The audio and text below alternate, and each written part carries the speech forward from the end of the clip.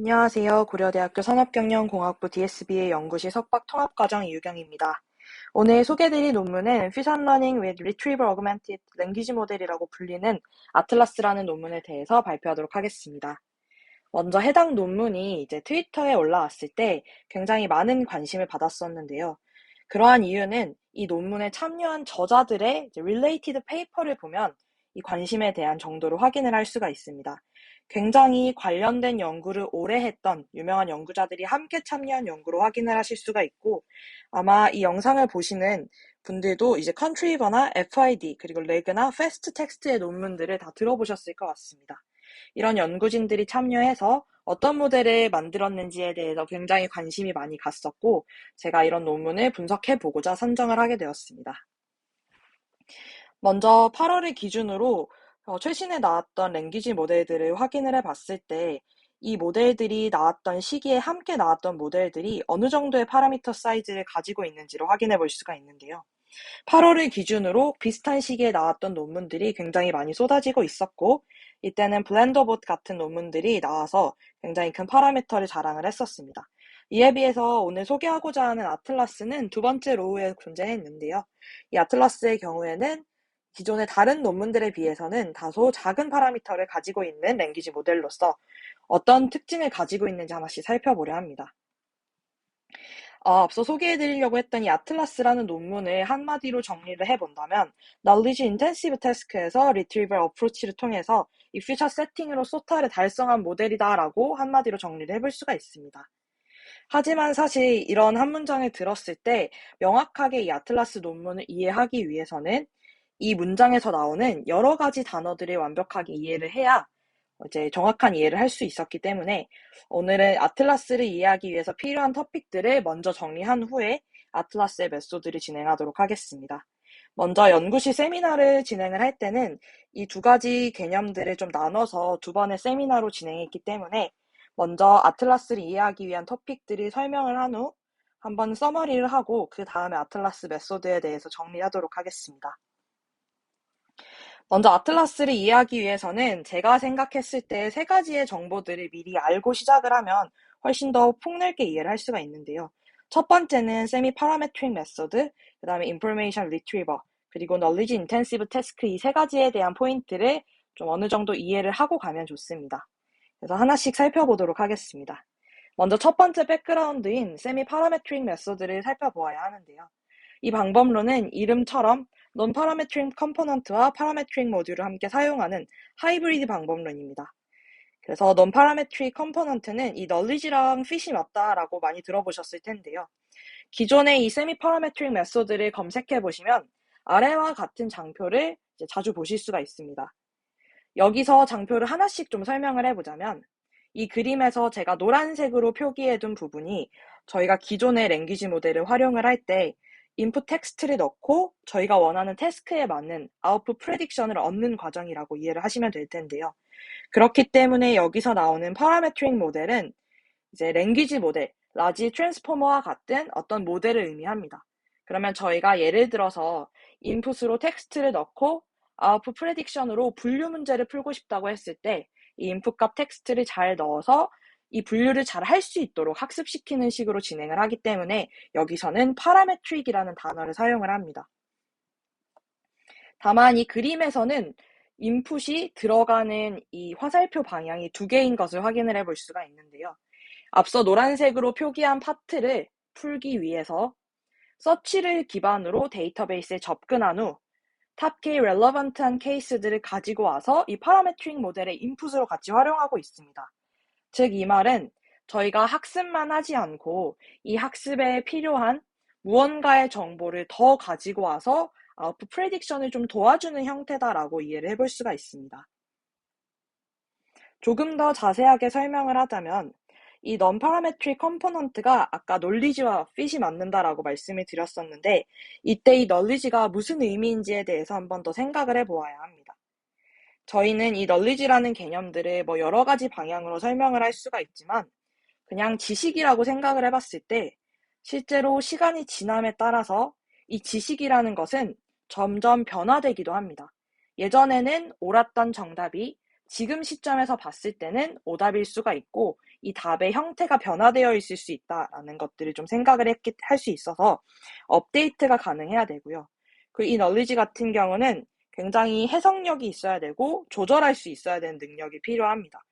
그렇기 때문에 non-parametric 컴포넌트를 함께 사용을 했을 때, 즉 파란색으로 표기된 이 데이터베이스라는 파트를 활용을 한다면 훨씬 더 이 앞서 말씀드린 세 가지 부분을 잘 해지게 되는 것입니다. 그리고 파라메트릭 모델 같은 경우는 기존에 여러 가지 문제점들이 있었습니다. 랭귀지 모델이 실제 인풋을 넣어서 아웃풋을 만들어내는 과정까지 과연 어떤 식으로 진행을 했었는지에 대해서 좀 설명력을 가지고 올 수 있는 부분이 많이 부족해서 블랙박스라고 표현이 됐었는데요. 이런 내용들을 이제 파라메트릭 메소드와 non-parametric 메소드를 결합하는 과정을 통해서 인풋을 넣었을 때 그 인풋과 굉장히 관련되어 있는 값들을 가지고 와서 그 가지고 온 답으로부터 정답 y를 예측을 했을 때 저희는 어떤 정보로부터 이 y라는 것을 얻을 수 있는지를 명확하게 알 수 있습니다. 따라서 조금 더 설명력이 있어진다라고 표현을 할 수가 있고, 어떤 데이터로부터 가지고 올 때 여기서 얘기하는 이 탑K relevant한 케이스가 굉장히 프라이버시에 민감한 문서가 만약에 있다면 이런 것들을 좀 제외하고 그 인풋 문장의 그 파라메트릭 모델의 인풋으로 사용을 할 수 있다던가 여러 가지 케이스들이 있습니다.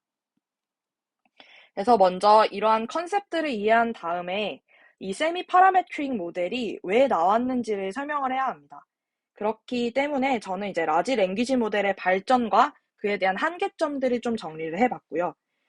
해당 발표의 오른쪽 상단에 다음과 같은 이모지가 있는 경우에는 뭔가 어디서 발표되거나 나왔던 연구 결과라기보다는 여러 연구들을 조합을 해서 제 생각을 나타낸 페이지이다 보니 이 점들을 좀 참고해 주셨으면 좋겠습니다. 먼저 라지 랭귀지 모델을 줄여서 이제 LLM이라고 표현을 하게 되는데요. 사실 아시는 것처럼 NLP 태스크의 성능 향상을 위해서 2020년쯤에는 다양한 랭귀지 모델이 제한되어 왔었고, 그 이후로는 더 큰 모델을 만들기 위해서 사람들이 모두 다 스케일링업 하는 과정을 진행을 했었습니다. 그래서 대부분의 연구소나 대부분의 회사들은 더 많은 문제를 더 효과적으로 풀기 위해서 모델 크기를 키우는 연구들을 대부분 진행을 해왔었고요. 사실 이렇게 모델의 파라미터 크기가 더 커지면 커질수록 더 많은 정보를 학습하고 저장할 수 있기 때문에 성능도 점점 올라갔습니다. 다만 이제 학습 데이터와 모델의 파라미터 사이즈가 점점 높아지는 게 성능에도 영향이 있지만 이렇게 모델이 커지고 학습될수록 라지 랭귀지 모델은 학습을 굳이 좀 풀데이터에 대해서 하지 않더라도, 즉 사전 학습을 진행한 후에 파인 튜닝을 할 때 전체 데이터를 다 학습하지 않더라도 아주 작은 데이터인 퓨샷과 제로샷 세팅에서도 놀라운 성능을 보였습니다. 그래서 오른쪽의 그림을 확인해 보시면 실제로 이렇게 파라미터 수가 점점 늘어날 때 성능도 점점 높아지는 것을 확인을 하실 수가 있었습니다. 다만 이렇게 되었을 때 또 재밌는 컨셉이 하나가 나왔는데요. 여기서 퓨샷과 제로샷에서도 놀라운 성능을 보였는데 그 중에서도 가장 많이 사람들에게 주목을 받았던 부분은 클로즈드 QA라는 파트입니다. 랭귀지 모델 자체가 하나의 널리지 베이스가 될 수 있다라는 개념이 라마라는 논문으로부터 증명이 되기 시작을 했고, T5라는 논문이 나오면서 이 클로즈드 QA가 가능해지는 것들을 확인해 볼 수가 있었습니다. 저희가 T5라는 논문을 보면 이제 퀘스천 앤서링을 진행을 할 때 퀘스천과 컨텍스트를 원래는 모델에 넣어서 이 yellow라는 답변을 만들어냈습니다. 다시 한번 하나씩 보면 저희가 퀘스천을 모델에 넣고 이 퀘스천에 대해서 정답이 존재하는 컨텍스트를 같이 넣어준 다음에 이 컨텍스트에서 다음과 같은 정답을 가지고 있는 파트를 골라낼 수 있도록 학습을 시켜왔습니다. 하지만 이미 우리 모델이 너무 많은 크기의 그 데이터와 파라미터 수로 학습을 많이 해서 지식을 다 가지고 있으니 레몬의 색깔이 무엇인지에 대한 정보를 이미 모델 내부에서 가지고 있을 거라고 생각을 했고, 실제로 인풋으로 퀘스천만 넣었을 때 옐로우라는 답변을 정확하게 잘 생성하는 것을 확인을 했습니다. 즉 라지 랭귀지 모델 자체가 하나의 널리지 베이스가 되어오는 형식을 확인을 해볼 수가 있었던 것입니다. 하지만 이러한 발전에도 불구하고 한계점도 명확합니다. 먼저 라지 랭귀지 모델은 자원의 한계로 사용하기가 좀 쉽지 않습니다. 파인 튜닝에서도 많은 자원이 필요하고 이러한 여러 가지 문제점들은 이제 자원적인 측면에서 다음과 같은 연구로도 이어졌습니다. 우리가 버트 모델을 학습을 할 때도 실제 아카데믹 버짓으로 많은 좀 학습을 프리트레이닝 단계까지 진행하기 어려움이 있습니다. 따라서 최근에는 이런 빅모델을 연구하는 여러 가지 추세도 있지만 버트와 같은 모델들을 더 효율적으로 학습할 수 있는 방법에 대해서 연구를 하는 How to Train BERT with Academic Budget 이런 식으로 논문을 제안을 하는 방향도 있습니다. 이러한 방향과 비슷하게 항상 매번 모델의 크기를 키우는 것이 정답은 아니라는 것을 다양한 연구로부터 배울 수가 있었고 또 한 가지 큰 한계점 중에 하나는 이 라지 랭귀지 모델이 프레딕션을 생성을 할 때 이게 왜 이러한 답변을 만들어냈는지에 대해서 분석하기가 굉장히 더 어려워졌습니다. 예측값을 생성한 원인을 일단 추적하기 어렵다는 것을 보려면 왼쪽의 그림을 보실 수가 있는데요. 아까 클로즈드 QA에서 확인을 했을 때 레몬의 컬러가 무엇인지에 대해서 묻는 대답에 대해서 옐로우라고 아주 답변을 잘했지만 모델의 어떤 파라미터가 정답의 근거가 되는 정보를 저장했는지에 대해서 추적하기는 좀 쉽지 않았습니다. 또 두 번째로는 프라이버시 문제가 있었는데요. 이 GPT-2 같은 랭귀지 모델 같은 경우는 프리픽스를 넣어서 아웃풋 프레딕션을 만들어내는 형식으로 모델을 가용을 합니다. 하지만 학습 데이터에 중요한 개인정보가 포함되었을 경우 이 LLM들이 민감한 정보를 생성하는 이슈들이 몇몇 있었습니다. 즉 대량의 웹데이터를 완벽하게 통제할 수 없었기 때문에 다음과 같이 우리가 의도하지 않았던 이런 텍스트들이 나올 수 있는 문제점들이 있었고 이런 문제점들이 굉장히 큰 이슈가 되어 왔습니다. 또 한 가지 더 추가적인 문제가 있다면 새로운 정보와 지식을 이 업데이트하는 게 굉장히 어려워졌습니다. 먼저 더 많은 데이터 측면에서는 저희가 새로운 퀘스천 앤서링 데이터가 생겼을 때, 발표가 되었을 때, 이 새로운 데이터를 학습하기 위해서는 다시 모델을 좀 추가 학습해야 되는 경우가 있는데요. 하지만 이 LLM 같은 경우는 학습하는 것 자체에도 너무나 많은 자원이 들기 때문에 쉽게 모델을 데이터를 추가해서 학습을 더하거나 무언가 수정하기가 굉장히 난감합니다. 그리고 더 큰 문제 중에 하나는 앞서서 잠깐 언급을 드렸지만 데이터가 변화될 때, 즉 예전에는 이 정답이 맞았지만 현재에는 정답이 맞지 않을 때에 대한 케이스들을 좀 고려하기가 어려워졌습니다. 예를 들어서 미국 대통령이 누구냐는 질문을 던졌을 때 2012년에는 오바마라는 말이 답이 정답이었지만 현재 시점에서는 오바마라는 대답을 모델이 한다고 한들 오답이라는 것을 확인을 할 수가 있습니다. 그러면 현재라는 이 시점에 대한 정보가 있어야 되고 이 현재 미국 대통령이 변경되었다는 것을 모델이 학습하기 위해서는 다시 한 번 더 트레이닝을 해야 되는 굉장히 곤란한 상황이 되어 왔는데요. 실제로 이러한 문제들을 지적하는 여러 가지 연구들, Situated QA 같은 여러 논문들이 나왔지만 근본적인 라지 랭귀지 모델이 잘 지식을 업데이트하는 문제가 해결된 것은 아닙니다. 또한 이러한 문제점들을 사실 잘 극복하기 위해서 정리를 좀 해보자면 라지 랭귀지 모델의 사이즈를 더 이상 증가시키지 않고 예측값을 해석하거나 제어할 수 있고 새로운 정보와 지식을 조금 더 쉽게 업데이트할 수 있는 방법이 필요해져 왔습니다. 이런 리서치 퀘스천들이 있었을 때 사실 여러 가지 방향으로 문제를 풀어왔었습니다. 그래서 파라미터 이피션트 러닝이나 도메인 어댑테이션과 같은 여러 가지 방향이 있었지만 최근에는 인포메이션 리트리버를 풀어가는 이 방향이 조금 더 각광받고 있음을 확인을 할 수가 있었습니다. 그래서 우리가 다시 한 번 더 앞에서 보았던 그림을 보고 정리를 해보자면 인포메이션 리트리버라는 것을 간단하게만 설명을 드리면 정보를 검색해오는 기법인데요. 인풋 텍스트를 데이터베이스에 있는 정보와 유사하게 잘 서치를 해온다면 이 서치된 문서들을 기반으로 파라메트릭 모델과 결합해서 사용할 수 있겠다라고 이해를 할 수가 있습니다. 그러면 이 데이터베이스를 잘 살펴보면 저희가 검색에 사용할 근거에 따라서 이 예측값인 Y값을 제어할 수가 있게 되고요. 새로운 지식이 만약에 들어왔을 때 대통령이라는 정보에 오바마가 아닌 바이든으로 변경할 수 있는, 이 업데이트 할 수 있다는 아주 큰 장점이 있고, 이렇게 데이터베이스를 수정하는 이 과정들은 랭귀지 모델의 크기를 증가시키지 않습니다. 점점 더 큰 지식을 얻기 위해서 우리가 더 큰 모델을 만들어 왔었는데, 이 더 큰 지식들을 데이터베이스를 통해서 얻게 된다면 모델의 사이즈를 더 이상 증가시키지 않고 진행을 할 수가 있게 되는 것입니다. 그래서 지금까지는 세미 파라메트릭 메소드가 어떤 의미인지, 그리고 어떤 의미를 가지고 있는지에 대해서 정리를 해봤고, 앞서 말씀드린 이 기반 기술인 인포메이션 리트리버에 대해서 간단하게 설명해 보겠습니다.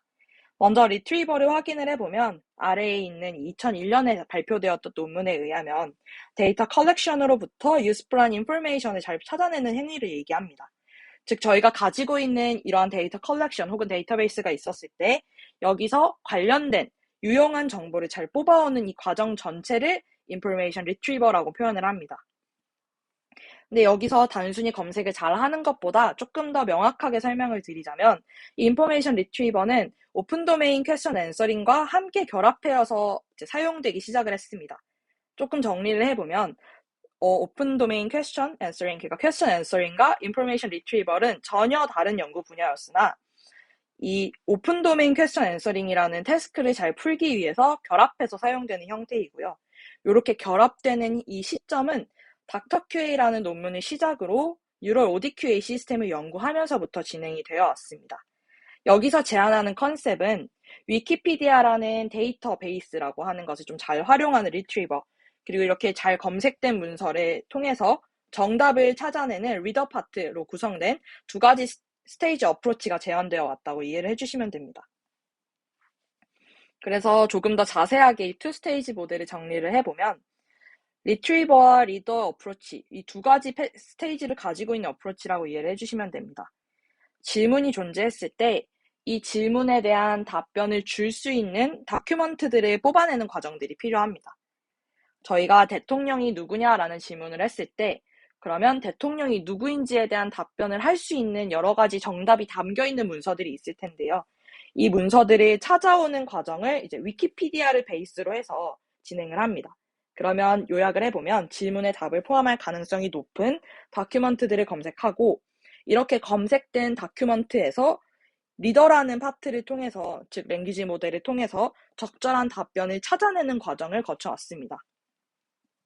이때 랭크라는 것이 중요한데요. 다큐먼트를 잘 찾았다면 이 찾아진 다큐먼트들의 순위들이 존재를 해야 되고 이 순위는 퀘스천과 이 정답 다큐먼트 사이에 발생하는 여러 가지 유사도 개념들을 활용을 해서 얼만큼 이게 렐러번트한지를 랭킹으로 매겨서 진행을 합니다. 그래서 이 정답을 찾아내는 모듈이 이제 리더라는 파트인데요. 이 초기 모델들은 기존에는 이제 리더 모델을 개설하는 것에 좀 집중을 해왔습니다. 더 크고 성능이 좋은 랭귀지 모델을 사용을 하거나 엔티티 임베딩 같은 것들을 추가를 해서 우리가 문서로부터 답변을 잘 찾는 과정을 진행을 하자라고 이제 생각을 해왔었고 기존의 어프로치들은 리트리버로 학습을 그렇게 많이 하지 않고 리더만 독립적으로 학습을 진행을 해서 그 연구를 진행해 왔습니다. 학습을 하는 과정에서는 인풋 쿼리와 골드 패시지, 그러니까 쿼리에 대한 답을 무조건 포함하는 문서를 같이 학습을 해서 앤서를 찾아내는 방식으로 학습을 해왔고 추론 같은 경우에는 이 쿼리와 리트리버를 통해서 만들어낸 찾아온 이 패시지들을 넣어서 정답을 찾아냈습니다. 만약에 이 리트리버가 잘못되었을 경우 앤서를 포함하지 않을 수도 있는 아주 배드 케이스들이 발생할 수도 있습니다. 그리고 이 리더 같은 경우에는 여러 가지 프레딕션 타입으로 나누어서 진행을 할 수가 있는데요. 먼저 첫 번째는 extraction based prediction입니다. 버트와 같은 인코더 계열의 모델들은 정답의 시작 위치와 끝 위치를 예측을 해서 이 문서로부터 관련된 내용을 추출하는 방식으로 학습을 진행해 왔습니다. 이렇게 했을 때 리트리버를 크게 학습하지 않고 이 리더 파트에서 스타트 포지션과 엔드 포지션에 대해서 학습을 진행을 하게 되고요. 여기서 이 리더라는 부분은 조금 더 좋은 모델을, 더 좋은 랭귀지 모델을 쓸수록 성능이 개선되는 형태를 보였습니다. 두 번째로 리더를 이제 제너레이션 할 수도 있었는데요. GPT나 바트처럼 디코더를 포함하는 모델은 정답 텍스트를 생성하는 방식을 통해서 답변을 만들어냈습니다. 여기서도 리트리버 파트는 BM25와 같은 이미 나와 있는 방식을 사용을 해서 문서를 추출하고 이 추출된 문서를 인풋으로 넣어서 제너레이션을 수행을 했다라고 이해를 하시면 되겠습니다. 여기서 보실 수 있는 것처럼 이 추론 과정에서 나오는 문서들이 굉장히 중요해졌는데요. 지금까지의 연구 방향들은 이 리트리버의 능력이나 혹은 리트리버의 성능 향상보다는 리더 자체를 개선하는 식으로 진행이 되어 왔으나 이 리트리버 결과에 따라서 앤서가 포함되지 않을 수도 있었기 때문에 최근에는 리트리버의 중요성들이 지속적으로 강조되어 왔습니다. 그래서 리트리버에 대해서 조금 더 자세하게 설명을 해보자면 리트리버 자체는 이 쿼리가 들어왔을 때 위키피디아와 쿼리 사이에 적절한 문서를 찾는 행위를 의미를 합니다. 질문은 쿼리, 문서는 패세지 혹은 컨텍스트 등으로 명명을 합니다. 쿼리와 유사도가 높은 패세지들을 찾아내는 것이 가장 중요하고 유사도가 높은 순서대로 탑K의 문서를 찾는다라는 로직입니다. 여기서 리트리버에서 중요한 포인트가 두 가지 정도가 있는데요. 이 텍스트를 어떤 식으로 처리할 것인지, 두 번째는 유사도를 어떻게 측정할 것인지가 좀 중요합니다. 간단하게만 설명을 드리면 텍스트를 어떻게 처리할 것인가에 대한 문제로서는 스파르스 임베딩이나 덴스 임베딩으로서 표현을 할 수가 있는데요. 백오브워드 기반의 방법들을 통해서 워드 매칭으로 접근을 했던 BM25 혹은 TF-IDF와 다르게 학습된 임베딩들을 활용을 해서 유사도로 접근하는 모델들도 있습니다. 그리고 이제 여기서는 퀘스천과 패세지를 활용해서 리트리버 자체를 학습하는 어프로치들도 있는데요.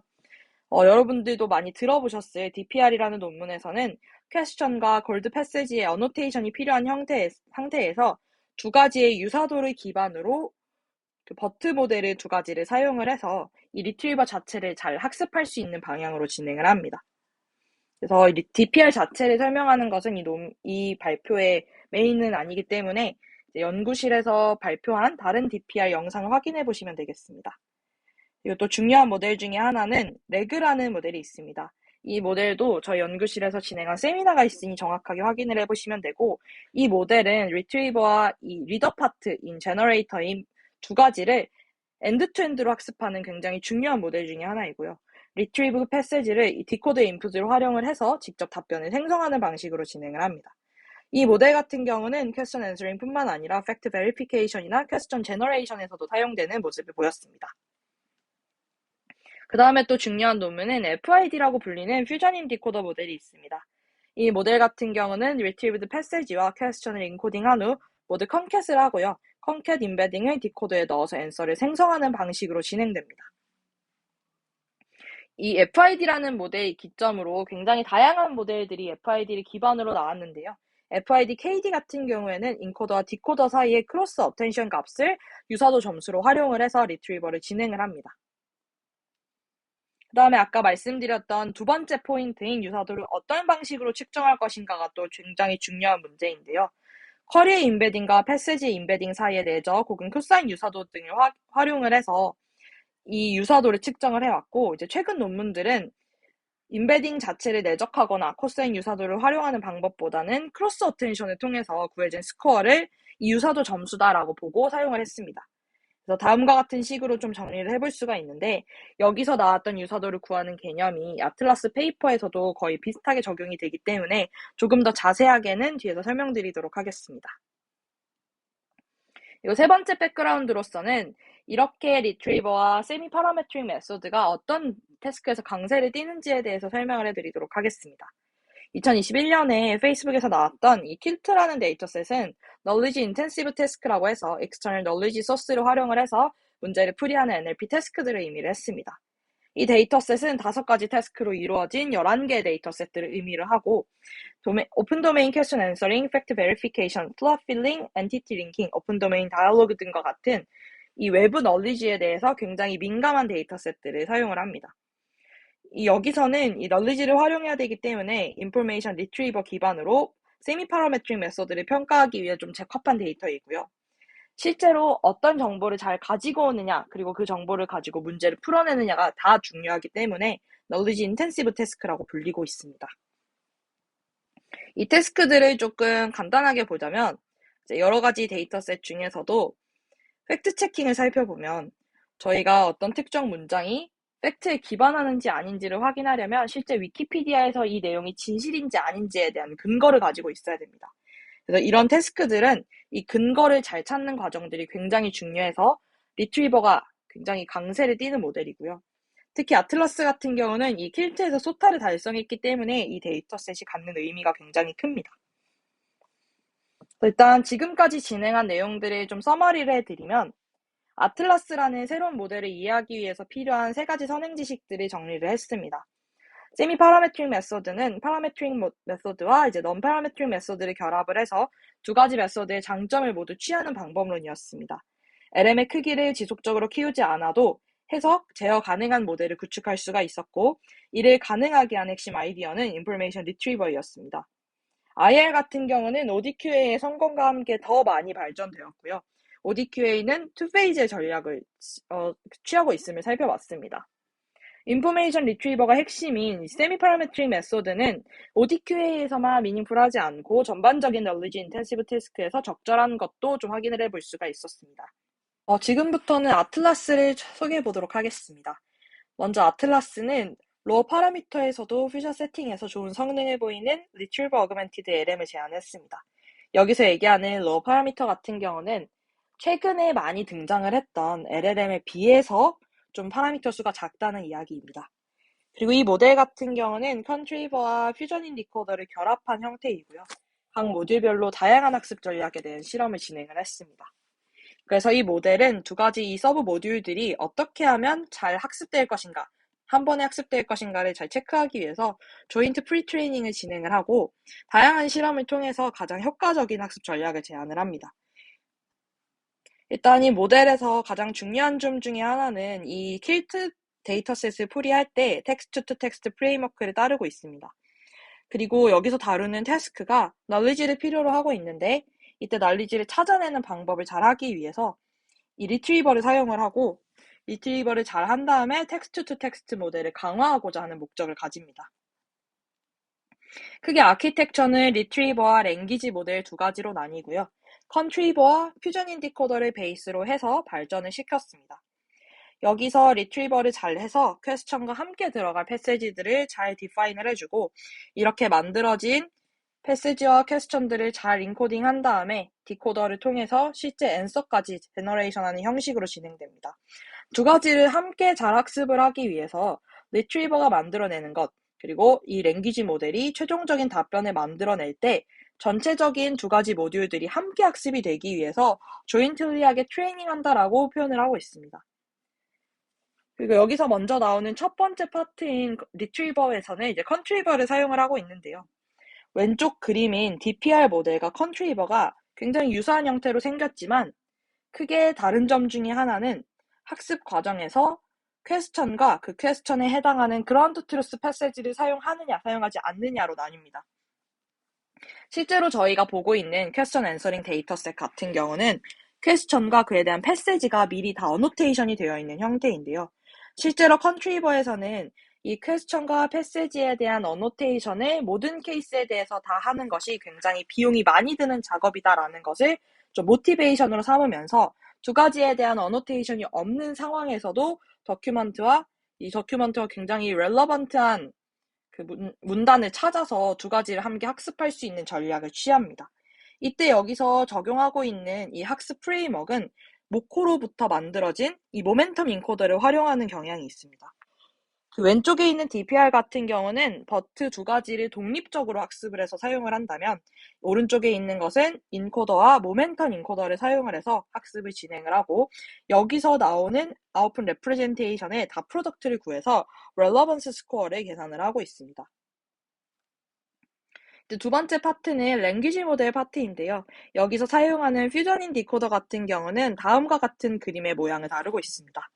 여기서는 인코더, 디코더 구조의 제너레이티브 모델이 이 패세지, 리트리브 패세지를 함께 넣어서 앤서를 생성하는 형태입니다.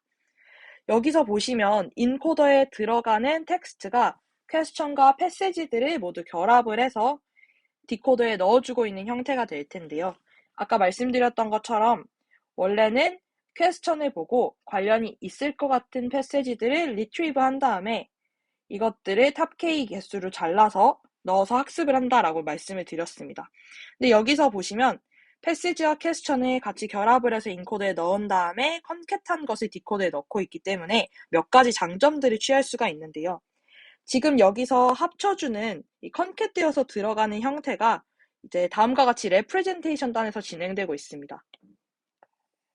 그렇다면 패시지의 개수가 굉장히 많아지더라도 이 레프레젠테이션 단에서 컨캣을 하는 것은 좀 구애받지 않는다, 즉 맥스랭스에 구애받지 않는다라는 것을 확인을 할 수가 있어서 이 각 패시지를 좀 똑똑하게 결합을 할 수 있는 형태입니다.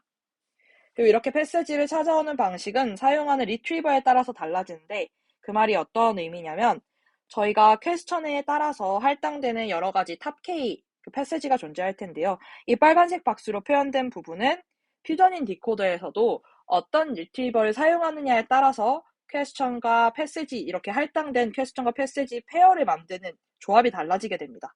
그래서 여기는 사용하는 리트리버에 따라서 패시지를 찾아오는 방식이 달라지고 이렇게 패시지를 찾아오게 되면 인코더에 넣어서 컨캣한 다음에 디코더에서 제너레이션을 하는 형태입니다. 이제 지금부터는 리트리버와 랭귀지 모델이 어떻게 함께 학습이 되느냐에 대해서 보여드릴 텐데요.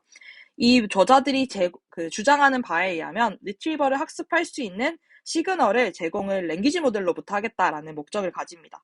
그래서 크게 논문에서는 4가지에 대한 로스를 오브젝티브 펑션을 제안을 하고 있고 하나씩 살펴보도록 하겠습니다. 먼저 가장 중요한 이 ADIST라고 하는 Attention Distillation 파트가 있는데요. 이렇게 대부분의 오브젝티브 펑션에서 결국 하고 싶은 것은 우리가 리트리버를 통해서 찾아낸 뭔가의 분포, 확률이랑 어텐션을 통해서 뭔가 하고 싶은 목적으로 하는 이 디스트리뷰션을 맞춰주는 K-다이버전스 기반으로 학습을 진행을 합니다. 즉 여기서 제안을 하는 Attention Distillation은 논문의 저자가 작성을 했던 FID Knowledge Distillation 논문의 아이디어를 베이스로 하고 있다라고 아주 간단하게 언급을 하고 있습니다.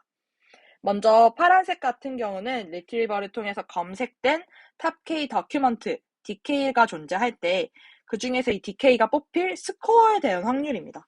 따라서 다음과 같은 식으로 진행이 되고 있고요. 여기 식에서 이 S인 스코어에 대한 펑션 같은 경우는 다큐먼트와 쿼리가 하나씩 매칭이 되어서 인코더를 통과하고 얻은 파이널 히든 레프레젠테이션의 다 프로덕트 값을 의미합니다.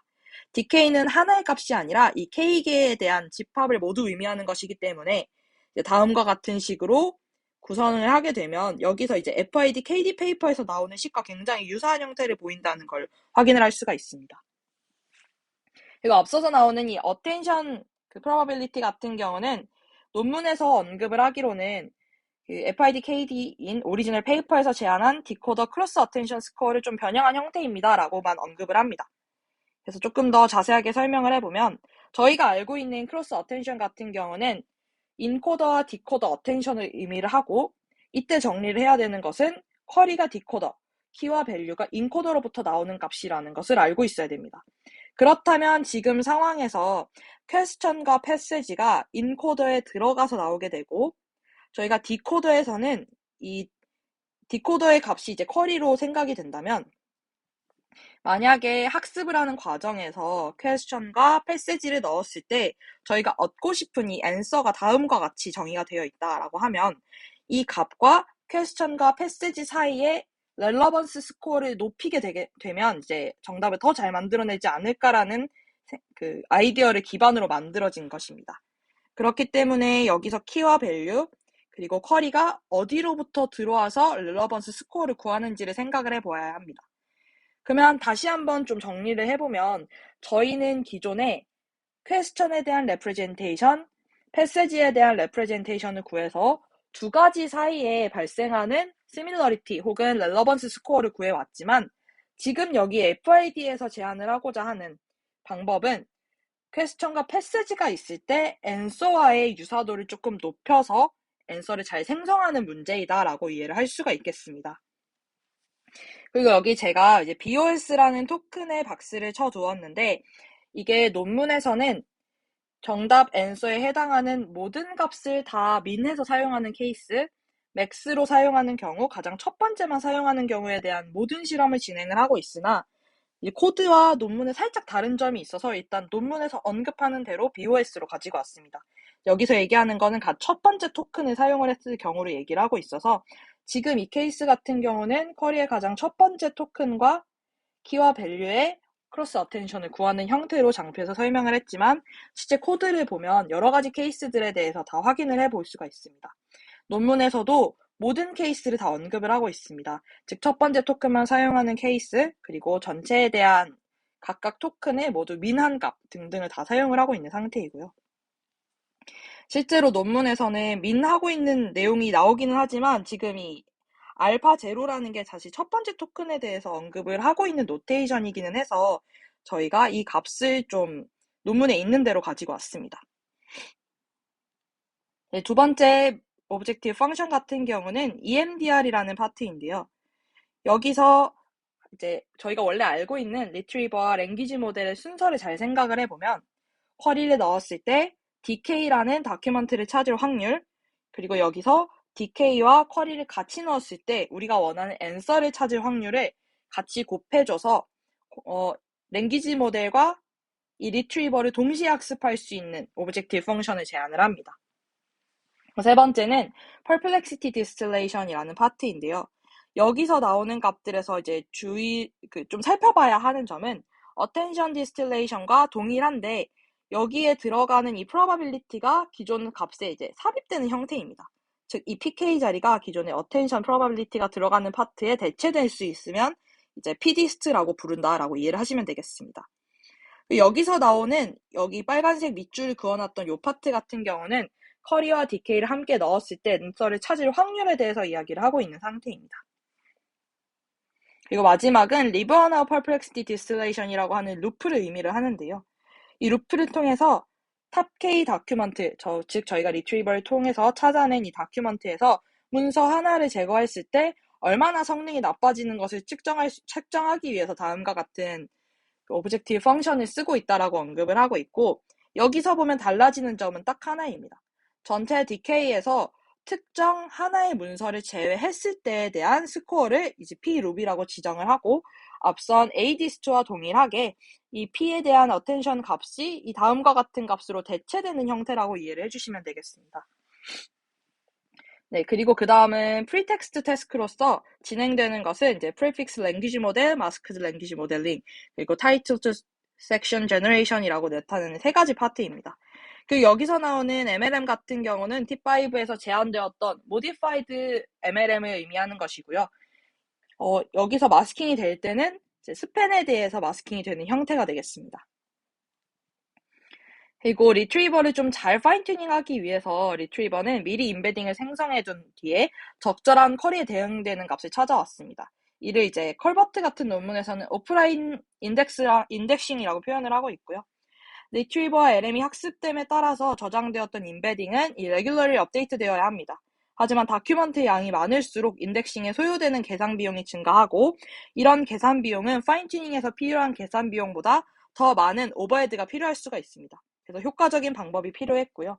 이 논문에서 제안하는 방식을 통해서 기존에 이제 있었던 리트리버, 그러니까 LM과 리트리버의 사이즈를 고려했을 때 다음과 같은 식으로 좀 인덱싱을 하는 방법을 업데이트해야 된다라고 얘기를 하고 있습니다. 그래서 여기서는 리랭킹과 이제 쿼리 사이드 파인 튜닝에 대해서 언급을 하고 있는데요. 실제로 리랭킹 같은 경우는 더 많은 문서를 리트리버하고 업투데이트 리트리버를 사용하는 것을 의미를 합니다. 그리고 쿼리 사이드 파인 튜닝 같은 경우는 리트리버에서 쿼리 인코더만 학습을 해서 문서의 임베딩은 고정되는 것을 의미를 합니다. 그 다음에 여기서 사용하는 벤치마크 익스페리먼트를 먼저 설명해 드리자면 가장 메인되는 데이터로서는 킬트 데이터를 사용을 하고 있습니다. 아까 앞서서 말씀드렸던 것처럼 external knowledge로부터 정보를 얻어서 문제를 풀이하는 태스크와 관련된 데이터 셋들을 의미를 합니다. 그리고 여기서 이제 Natural Question이나 Trivia QA, 합학 QA 같은 경우는 이 킬트 버전에서 나와 있는 것들은 오리지널 데이터들과 조금 다른 형태를 띠고 있습니다. 그리고 이제 랭귀지 모델을 평가할 때 MMLU라는 데이터셋도 활용을 하는데요. 이 데이터를 활용을 해서 퓨샷 세팅에 초점을 맞춰서 얼마나 퓨샷을 잘하는지에 대해서도 판단을 합니다. 그리고 추가적인 벤치마크로서는 내추럴 퀘스천, 트리비아 QA 오리지널 버전, 그리고 피버 데이터셋을 활용을 하고 템프라마라고 해서 이 랭귀지 모델이 얼만큼의 지식을 내포하고 있는지에 대한 라마 데이터셋을 조금 변경을 해서 2017년과 2020년에서 정답이 달라지는 데이터들이 솎아낸 데이터셋들입니다. 그리고 좀 테크니컬한 디테일들을 설명드리면 프리트레이닝에서는 unsupervised contributed 모델을 사용을 하고 있고 T5 LM 어댑트 모델로 프리트레이닝을 진행을 했습니다. 그리고 파인튜닝 같은 경우는 학습에 진행될 그 실험을 할 데이터가 굉장히 많기 때문에 하이퍼 파라미터를 모두 고정한 형태로 다음과 같은 파라미터를 활용을 해서 학습을 진행을 했습니다. 그리고 unlabeled 데이터셋 같은 경우는 이제 retrieval 학습하기 위한 unlabeled 데이터셋을 의미를 하고 2021년 12월 20일 위키피디아 덤프, 2020년 10월 크롤 덤프를 사용을 했습니다. 그리고 문서 필터링은 거퍼라는 논문에서 제안된 방식으로 똑같이 진행을 하고 있습니다. 이제 실험에 대한 결과를 좀 말씀을 드릴 텐데요. 여러 가지 프리트레이닝 로스에 대해서 이제 탐색을 진행을 했기 때문에 다음과 같은 리서치 퀘스천들을 과연 잘 풀었는지에 대해서 질문을 던지면서 논문이 실험표를 정리를 하고 있습니다. 여기서 얘기하는 제안을 했던 조인트 프리트레이닝이 정말 좋은 영향을 미쳤느냐에 대해서 이제 설명을 할 수가 있고요. 이 리트리버와 랭귀지 모델을 함께 프리트레이닝하는 것이 퓨처 성능이 굉장히 중요한 역할을 한다는 것을 확인을 할 수가 있었습니다. 그리고 리트리버를 함께 사용하는 것이 학습에 도움이 된다는 것들을 기존에 있는 다른 실험 결과들을 통해서 이제 확인을 할 수가 있었고요. FDIS에서 가장 성능이 우수했고 아틀라스는 최종적으로 이 네 가지 중에서 ADIST를 사용을 해서 학습을 수행을 했습니다. 네, 두 번째 퀘스천 같은 경우는 어떤 게 이제 best objective function인지 그리고 어떤 것이 best pretext task인지에 대해서 설명을 합니다. 앞서서 어떤 pretext task를 정확하게 썼는지를 언급드리지 않은 이유는 좋은 pretext task, 잘 알려져 있는 태스크 중에서 어떤 거를 최종적으로 썼는지에 대한 내용들을 뒤에서 언급하고 있기 때문이었는데요. 정리를 해보자면 pretext task로는 역시나 마스크드 랭귀지 모델이 가장 우수했습니다. 그리고 아틀라스는 위키와 커먼 크롤을 모두 사용을 해서 인덱스와 프리트레이닝을 수행을 했습니다. 여기서 보시면 이제 T5와 조금 비슷한 결의 그 결론이 나게 되는데 이 마스크드 랭귀지 모델링이 결국 언어를 이해할 때 가장 좀 중요했던 프리트레이닝 방법인 것을 확인을 할 수 있습니다. 세 번째 퀘스천은 어떻게 했을 때 이제 가장 효과적으로 아틀라스를 파인튜닝 할 수 있었는지에 대해서 얘기를 하고 있었는데 앞선 것과 동일하게 진행을 하는 여러 가지 파인튜닝 테크닉 중에서 어떤 것을 사용한다라고 말씀드리지 않은 이유도 이 아틀라스 페이퍼가 다양한 것들을 비교해서 최종적인 결론을 내리고 있기 때문이었습니다. 좀 정리를 해보자면 리트리버를 학습하지 않으면 성능이 굉장히 떨어진다라는 걸 확인할 수가 있었고 스탠더드 파인튜닝과 이제 탑100 리랭킹의 성능이 거의 비슷하긴 하지만 이 랭킹을 하는 것이 더 효율적인 것을 확인을 할 수 있었습니다. 이 쿼리사이드 파인튜닝이 굉장히 효과적인 것을 확인을 할 수가 있었고 실제로 이제 성능도 준수하게 나오는 것을 볼 수 있었습니다. 그리고 이제 1024 샷에서는 스탠더드 파인튜닝이 가장 효과적이긴 하나 사실 계산 비용 측면에서 스탠더드 파인튜닝을 쓰는 것이 좀 단점이 명백한 문제가 있습니다. 그리고 아틀라스는 small number of example에서는 qualified fine tuning을, larger dataset에서는 standard fine tuning을 채택을 했습니다. 그리고 MMLU 리절트에서는 이제 여러 가지 것들을 좀 정리를 해볼 수가 있는데요. 먼저 제로샷 멀티태스크 퓨샷으로 이제 MMLU가 아닌 멀티초이스 QA를 학습한 후에 MMLU로 트랜스퍼 러닝을 하는 세가지 세팅으로 학습을 진행을 했습니다. 먼저 당연한 것이지만 클로스북에 비해서 크게 성능이 향상을 했고요. 파인 튜닝을 했을 때 answer 옵션에 순서를 섞어서 D-bias inference를 수행을 했습니다. 이 D-bias inference에서 성능이 개선되었긴 한데 풀 데이터 세팅은 다시 큰 차이가 나지 않은 것을 확인을 할 수가 있습니다. 그 다음에 이제 아틀라스, 해당 표를 통해서는 아틀라스가 D-biased inference로 성능을 측정한 상태이고요. 파라미터 사이즈가 큰 다른 모델들에 비해서 훨씬 더 높은 성능을 보여주고 있는데 여기서 얘기하는 다른 모델이라는 것은 GPT-3와 고퍼의 논문을 의미를 합니다. 그리고 5샷에서는 친칠라가 가장 높은 성능을 달성한 것을 확인을 할 수가 있었고 실제로 파라미터 사이즈를 확인을 했을 때 아틀라스가 이 정도로 성능이 잘 향상되는, 즉 성능을 유지하고 있는 모델인 것을 확인을 해보면 굉장히 그 의미가 있는 논문이다라는 것을 확인을 할 수가 있습니다. 그 다음에 이제 오픈 도메인 퀘스천 앤서링 리절트를 확인을 할 수가 있는데요. ODQA에서는 아틀라스가 압도적으로 높은 성능을 달성을 했습니다. 사실 생각을 해보면 기존의 아틀라스는 잘 정의가 되어 있었던 FID를 적용을 하고 있고 여기에 컨트리버까지 붙여서 진행을 하고 있기 때문에 어떻게 보면 좀 당연한 결과일 수도 있지만 제안을 했던 여러 가지 조인트 프리트레이닝 방법이 좀 효과적이라는 것을 확인을 할 수가 있습니다. 그리고 이 기준 현재 가장 파라미터 사이즈가 컸던 이 모델보다 좋은 성능을 보여주고 있는 것을 확인을 할 수가 있고 사실 앞에서 나오는 레트로 논문 같은 경우도 세미 파라메트릭 메소드의 좀 대표적인 논문이라고 볼 수가 있는데 이 논문에 비해서도 성능 향상이 좀 비약적으로 좋아진 것을 확인할 수가 있습니다. 그 다음에 피버 같은 경우를 살펴봤을 때 피버에서는 이제 3클래스의 데이터이기 때문에 클래스별 5개씩 이그젠플 활용을 해서 실험을 진행을 했습니다. 그 이유는 이 논문이 퓨샷 세팅이기 때문이고요.